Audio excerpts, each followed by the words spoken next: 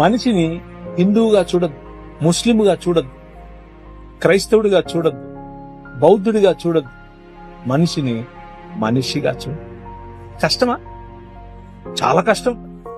చాలా ఈజీగా, చాలా కష్టం. మతం తట్టుకోలేదు, బట్టలు చింపేసుకుంటది. నిజంగానే అంటే ప్రభువైన యేసుక్రీస్తుని చంపింది ఎవరు అంటే మతమే కాదా? ఆమె రాంగ్. పిలాతు చేతులు కడిగేసుకున్నాడు, నాకెందుకు రా బాబు, లే చంపండి అని అన్నాడు. మతం నిజమైన మనిషిని చూస్తే బట్టలు చింపేసుకుంటాడు. ప్రధాన యాజకుడు అన్నాడు, యూదుల రాజుకు క్రీస్తు. ఏమని నువ్వు అన్నది? అవును, నువ్వు అన్నట్టే.